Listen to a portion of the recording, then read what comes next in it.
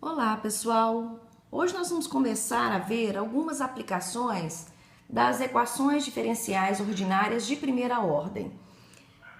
Nós vamos observar que esse mesmo tipo de raciocínio que a gente vai usar para modelar serve para modelar uma variedade de fenômenos, sejam reações químicas, descarga de poluentes em um lago, injeção de medicamentos na corrente sanguínea, entre outros. Ou seja, hoje a gente vai estar começando a ver problemas envolvendo misturas. Um problema típico de mistura envolve basicamente um tanque com uma capacidade fixa preenchido com uma solução completamente misturada de alguma substância. Nos nossos exemplos a gente vai considerar aqui o sal, né, por exemplo, e uma solução de uma dada concentração entra nesse tanque a uma taxa fixa e a mistura bem agitada sai também a uma taxa fixa que pode ser diferente ou não dessa taxa de entrada. Ou seja, a gente vai começar a modelar esses problemas de mistura. No nosso caso aqui, olha, nós vamos considerar a quantidade de sal. Então, a gente vai ter a variação dessa quantidade de sal em relação ao tempo. Isso aqui vai ser igual a taxa de entrada vezes a concentração de entrada menos a taxa de saída vezes a concentração de saída. Então, num problema de mistura, basicamente, eu vou ter essa variação, né, da quantidade de sal em relação ao tempo, com a taxa de entrada vezes a concentração de entrada menos a taxa de saída vezes a concentração de saída.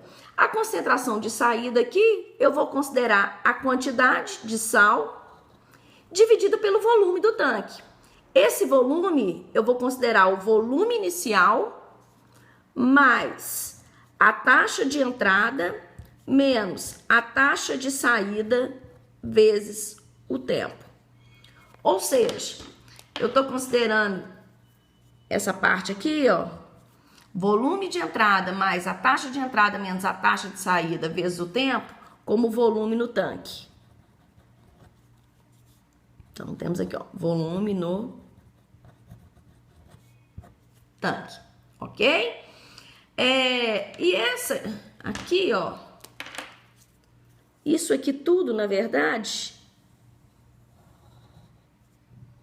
o que que é? É a minha concentração de saída. Essa concentração de saída, então, nada mais é que a quantidade de sal dividido pelo meu volume, ok? Que a gente abriu o volume aqui considerando o volume inicial. Uma outra coisa que a gente vai considerar é que quando a quantidade de sal no tempo zero é a quantidade inicial de sal dessa mistura. Ok. A gente vai perceber depois que essa modelagem aqui, ela assume um determinado padrão nos problemas que envolvem essas aplicações de primeira ordem. Nós vamos observar aqui, em princípio, muitas aplicações física, química, biologia, e que vão assumir determinados comportamentos mais padronizados. Nos exemplos de hoje, a gente vai tratar basicamente de problemas de misturas. Ok, então vamos ver o nosso primeiro problema. Ok, vamos então à resolução do nosso primeiro exemplo. Nós temos aqui o seguinte problema. Um tanque com 1000 litros de água salgada com 15 kg de sal dissolvido. Água pura entra no tanque a uma taxa de 10 litros por minuto. A solução é misturada e escoa com a mesma taxa. Quanto de sal há no tanque após 20 minutos? Bom, primeira coisa que nós vamos fazer aqui, olha, é montar a nossa variação aqui, né? A nossa equação matemática que vai descrever esse problema. Nós temos aqui que a variação da quantidade do sal em relação à quantidade ao tempo vai ser igual a taxa de entrada. Qual que é a minha taxa de entrada?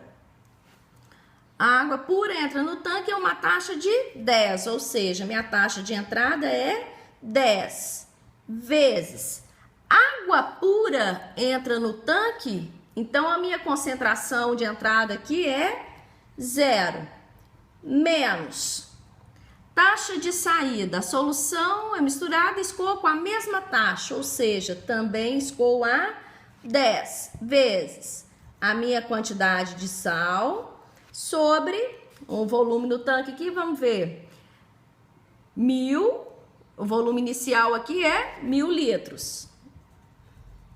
1000 mais taxa de entrada menos taxa de saída, que multiplica o tempo. A quantidade de sal no tempo zero é... Cadê? Vamos ver aqui. Cadê? Um tanque, 1000 litros de água com 15 quilogramas de sal dissolvido, ou seja, a quantidade de sal é 15 quilos. Então, tá aqui o nosso problema, né? Então, aqui, olha, nós já sabemos que isso aqui vai zerar, isso aqui também vai zerar. Então, vamos escrever aqui a nossa equação. dq dt vai ser igual a menos 10 que multiplica Q sobre 1000. Posso simplificar ainda esse 10 aqui com esse 1000. Deixa eu subir aqui um pouquinho. Então, agora nós vamos ter que dq dt vai ser igual a menos Q sobre 100. Ok? Bom, aqui agora o que nós vamos fazer? Vamos pegar esse menos Q sobre 100 aqui e trazer para antes da igualdade. Então, nós vamos ficar com dq sobre dt mais Q sobre 100 vai ser igual a 0. Feito isso aqui, olha, o que nós vamos fazer aqui agora? Vou até fazer aqui do lado, olha. Vamos achar o fator integrante, ok? Já que aqui, olha, eu montei a minha equação de forma que ficou, olha, dy dx mais p de, né? Isso aqui, ó, deixa eu escrever aqui a função para vocês lembrarem o que eu tô querendo dizer aqui, ó.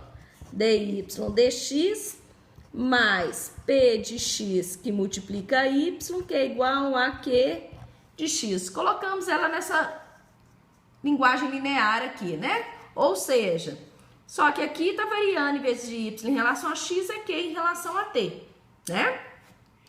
Então, bom, vamos lá. Então, meu i de x aqui, o fator integrante é integral de p de x. Quem que é p de x? 1 sobre 100 dt. O meu i de x aqui vai ser elevado a integral de 1 sobre 100. 1 sobre 100 é uma constante, vai para fora, integral de dt, t.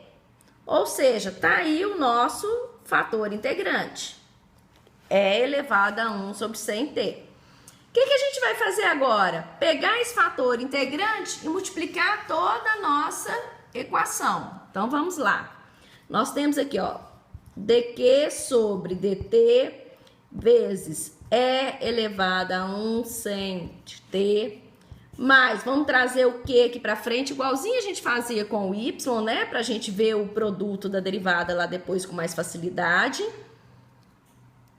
1 sobre 100, né? Aqui, ó, 1 sobre 100, que multiplica E elevado a 1 100 de t. Multipliquei aqui, agora do lado de lá, né? A gente não precisa escrever isso aqui não, mas é bom escrever desse lado aqui, porque se do lado de cá fosse diferente de 0, eu tenho que lembrar que eu tenho que operar do lado de cá também, né? Não posso esquecer disso aqui não. Ok. Então aqui, olha, quando nós fazemos isso aqui, a gente sabe que a gente gera aqui exatamente o quê?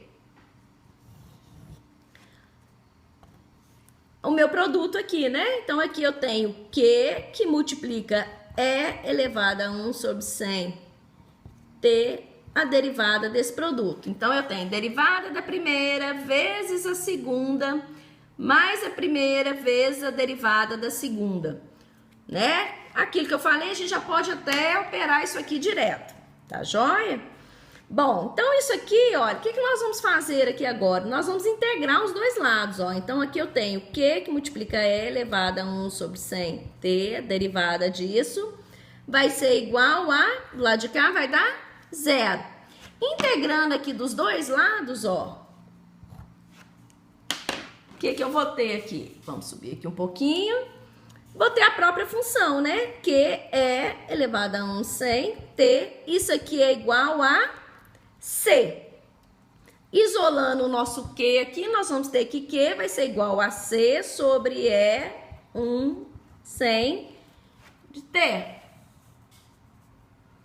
Então, aqui nós temos que nosso Q vai ser igual a C. Vamos mandar esse E lá para cima multiplicando. Vai ficar menos 1 100 de T. Tá aí a nossa função que descreve a quantidade de sal nessa mistura, ok? Bom, vamos ver agora o que o problema está nos trazendo aqui. Vamos lá. Primeira condição que ele nos traz é a condição inicial. Lá, olha, ele nos diz o quê? Que no tempo zero a quantidade é 15. Então, vamos lá. Ele está dizendo que para t igual a 0, nós temos uma quantidade de sal igual a 15. Pegando a nossa função aqui, agora é só fazer a substituição, né? Então, nós vamos ter aqui 15, vai ser igual a C, que multiplica E elevado a menos 1 100 vezes 0. Ou seja, nós vamos ter 15 igual a C, que multiplica E elevado a 0. Daqui eu posso tirar que C é igual a 15. E elevado a 0 é igual a 1, né? Achamos o 15 ali, a gente consegue reescrever a nossa equação agora, ó. Q vai ser igual a 15 E menos 1 sobre 100 T. Tá aí a função que descreve a quantidade de sal em relação ao tempo. Mas o problema está nos pedindo o seguinte. Vamos voltar lá, olha. Quanto de sal há no tanque após 20 minutos? Como nós já calculamos a função que descreve essa quantidade de sal em qualquer tempo, nós só vamos colocar agora, olha, para t igual a 20, qual que é a quantidade de sal? É o que a gente está procurando, né? Então, nós vamos ter que em 20 vai ser o quê? 15, que multiplica E menos 1 100 vezes 20. No lugar do T, substituir por 20. Vou poder simplificar aqui, né? Então, nós vamos ter que Q de 20 vai ser igual a 15 vezes E elevado a menos 0,2. Aqui agora é só calculadora, né? Q de 20, então, vai ser o quê? 12,28 quilogramas de sal, que é a quantidade de sal aproximada, né? No tempo 20. Tá aí a solução do nosso problema, ok? Continue assistindo as nossas aulas, inscrevam-se no nosso canal e até o próximo vídeo.